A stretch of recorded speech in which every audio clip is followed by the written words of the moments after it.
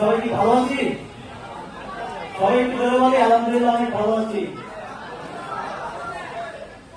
আসলে এত সুন্দর একটা পরিবেশে আমরা আসছি, ভালো না থেকে উপায় কি? আমরা নিজের কাজের পাশাপাশি মানুষের জন্য কাজ করছি, তাই না?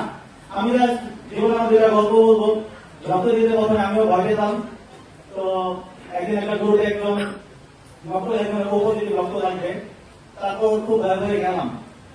তো সাথে বন্ধু নিয়ে গিয়েছি। তো যাকে রক্ত দিয়েছি 2 বছর আগে, তার সাথে এখন একটা মানে পারিবারিক সম্পর্কের মতো হয়ে গেছে। অনেকে আছে না যে রক্ত দেয় কিন্তু খোঁজ খবর নেয় না, এটা ডিপ্রেশন আছে না যে খোঁজ দিতে না, রক্ত দিতে ভালো লাগে না।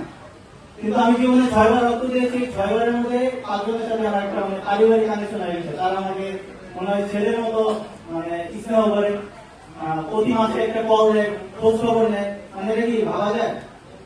তো এমন মাঝে মাঝে বাসায় দাওয়াত দেয়।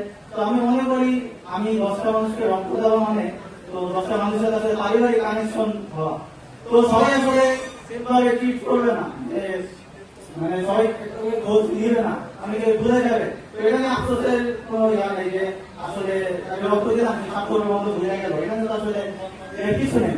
আপনি জাস্ট এটা যদি আমরা স্যাটিসফাইড হতে পারি যে একজন রক্ত দিলাম, আমার রক্তে আমি মারা গেল, সে বেঁচে আছে, এগুলো মানে ভাবলে কিন্তু একটা মানসিক শান্তি লাগে। তো আরেকদিন আমি রেকর্ডের বাসে আসতেছি, আমার পাশে একটা ডায়ালিসিস রোগী একদম বসছে।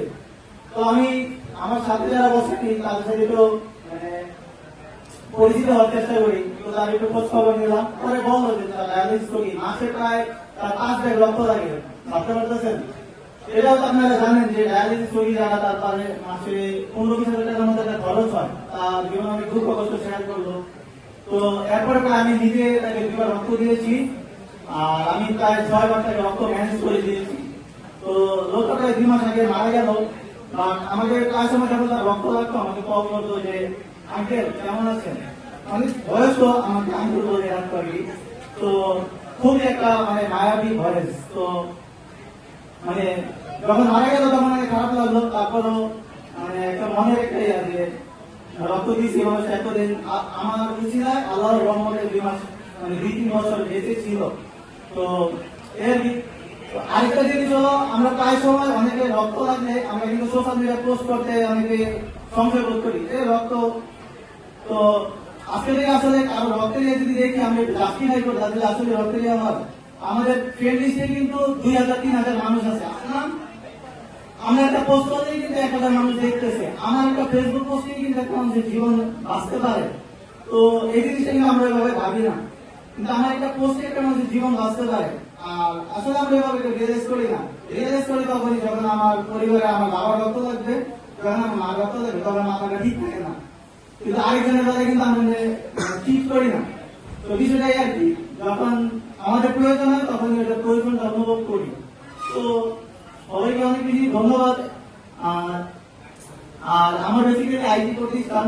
তো এখান থেকে যারা স্বেচ্ছাসেবক আছেন, যারা নিজের চিন্তা করছেন যে নিজের উদ্যোক্তা হবেন, বিজনেস করবেন, তো আপনাদের যে কোনো সাপোর্টে আমার জায়গা থেকে মানে প্রফিট না করলেও আপনি সার্ভিসে দেওয়ার ইনশাল্লাহ সেই চেষ্টাটাই আমরা করবো ইনশাল্লাহ।